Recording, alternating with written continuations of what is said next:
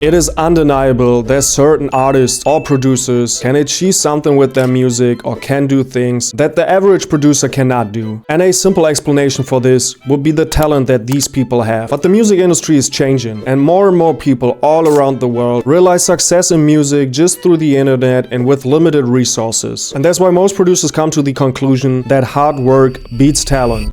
But does that also apply for music and a successful career as a producer? Or are certain levels and accomplishments in this music industry only meant for those who are naturally gifted? Those are the questions that I want to discuss with you in this video. And I will also tell you why hard work doesn't matter, or at least not as you think. Because successful producers have one thing in common. But before I will tell you what it is, if you are new to the channel and you are interested in topics like becoming a better producer or making money off your music, make sure to subscribe to the channel so that you don't miss any new content. One of my favorite books that I've read is Relentless by Tim Grover. Tim Grover was the personal coach of generational athletes like Dwayne Wade, Kobe Bryant, or Michael Jordan. In the book, he describes what separates those players from the average NBA player, and the reason why they have been so much more successful than most athletes can imagine. And as you would expect by now, it's not because those people were more talented or more gifted than anybody on the planet. What separates them from the average NBA player is something else: the mindset. It's the mindset that those players have in order to reach the highest heights in their profession. To describe that mindset, Tim Grover categorizes people into three different categories: the average people, the decent people, and the extraordinary. He calls them a little bit different, but it's kind of confusing if you haven't read the book. One of my favorite analogies he uses to describe how those different groups would handle the same situation is the following one: the average will eat whatever you feed them. The decent one will order what he wants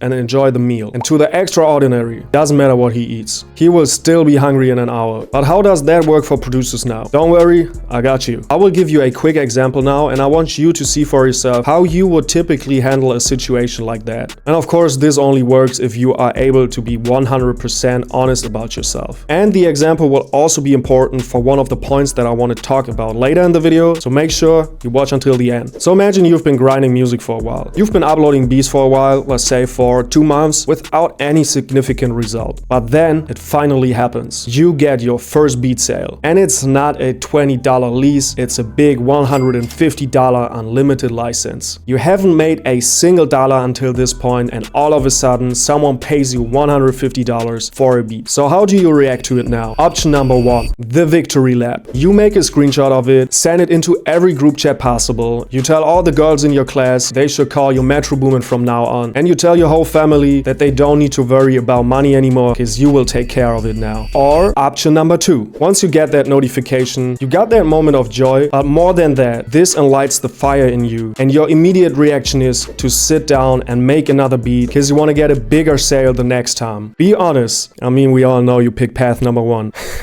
I'm sure you understand what I want to say. How you handle a situation like that does not only tell how you handle success in general, but also how you react if you face adversity and if things are not going your way. If you upload beats for 2 months and nothing gets more than 100 views, or you are sending out loops every single week for 3, 4, 5 months straight, and nobody's hitting your back or nobody tags you in his story. If you are enjoying your success for too long, you will also suffer under failure for too long as well. And above all, as a creative, you will not be able to do the most important thing: the work. Hard work is what will guarantee success. But for music, there's only one side of the coin. Smart work is what will make you money. And that's why hard work doesn't really matter as a producer, or at least not as people want to advertise it. You can make 10 beats per day, but if you are not able to find a way to turn them into a song, a beat sale, or a content piece, then the hard work does nothing productive for your music career. The same goes for loops. If you have nobody to send them to, if you don't put out loop packs, or you don't make content out of how you make the loop, you break the value chain before you can make profit from it. The hard work is pretty much useless without the smart work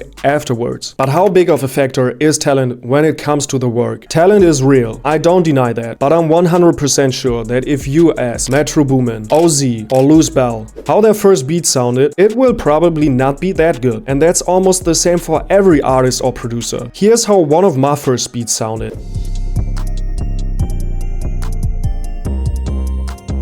And here's how they sound now.